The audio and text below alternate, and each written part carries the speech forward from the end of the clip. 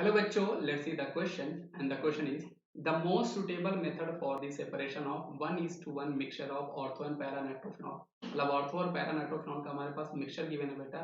इसमें से सबसे सुटेबल मेथड कौन सा होगा उनको सेपरेट करने के लिए। तो एक्चुअल में बेटा इस क्वेश्चन का जो हमारे पास सही जवाब है उसके लिए आपको बेसिक कॉन्सेप्ट पता होना चाहिए। क्रोमेटोग्राफी हम लोग बेसिकली तब यूज करते हैं जब हमारे पास जो मिक्सचर होता है उनकी एडजॉर्प्शन प्रॉपर्टी में डिफरेंस हुआ करता है। क्रिस्टलाइजेशन हम लोग कब यूज करते हैं बेटा, जब उनकी जो सॉल्युबिलिटी प्रॉपर्टी जो होती है वो अगर अलग अलग होती है हमारे मिक्सचर में जो भी हमारे कंपोनेंट होते हैं, तो उसके लिए हम लोग क्रिस्टलाइजेशन यूज करते हैं। सब्लिमेशन मेनली हम लोग कब यूज करते हैं बेटा, जहां पर हमारे पास एक जो हमारे पास मिक्सचर में जो हमारे पास कोई एक सब्सटेंस हो जो काफी ज्यादा वोलेटाइल हो, जो डायरेक्ट सॉलिड से आपका गैस में कन्वर्ट हो रहा हो, और दूसरा आपके पास काफी कम वोलेटाइल होना चाहिए, तो उस केस में हम लोग सब्लिमेशन यूज करते हैं।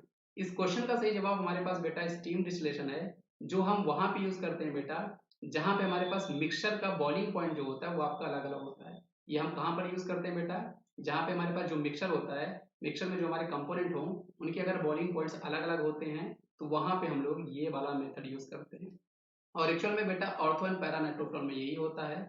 अगर मैं आपको इसका स्ट्रक्चर बना के समझाऊं बेटा, तो एक्चुअल में जो हमारे पास ऑर्थो नाइट्रोफिनॉल होता है, हमारे पास बेटा यहाँ पे जो हमारे पास ऑर्थो नाइट्रो हमारे पास फिनॉल होता है, तो because of intramolecular H bond, because of intramolecular H bond होने के कारण बेटा यहाँ पर क्या होता है, ये आपका वोलेटाइल हो जाता है, ये आपका थोड़ा सा वोलेटाइल सब्सटेंस हो जाता है।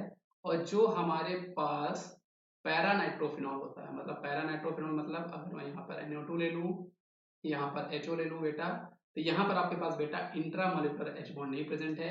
यहाँ पे जो प्रेजेंट होता है बेटा इसको हम लोग बोलते हैं इंटर, ये है बेटा आपका इंटरमोलिकुलर एच बॉन्ड यहाँ पर प्रेजेंट होता है, इसलिए ये आपके कम वोलेटाइल होते हैं। और बिकॉज ऑफ प्रेजेंस ऑफ यहाँ पर बेटा इंट्रा, ध्यान रखना बेटा ये आपका इंट्रामोलिकुलर है। जब एक ही कंपाउंड के एलिमेंट में आपके बॉन्डिंग हो रही होती है ना, जैसे एक ही कंपाउंड है एक ही मॉलिक्यूल्स है, यहाँ पर इंटरनल आपकी बॉन्डिंग हो रही है, तो ये जो एच बॉन्ड है ये आपका इंट्रा मॉलिकुलर एच बॉन्ड होगा।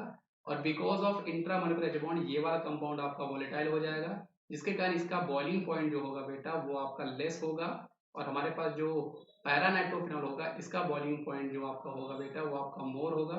तो बॉइलिंग पॉइंट में डिफरेंस होने के कारण बेटा हम लोग इनको डिस्टिलेशन के द्वारा इजीली सेपरेट कर सकते हैं। तो आई होप आपको ये कॉन्सेप्ट समझ में आएगा बेटा। इसका सही जवाब ऑप्शन नंबर सी था। थैंक यू बच्चों।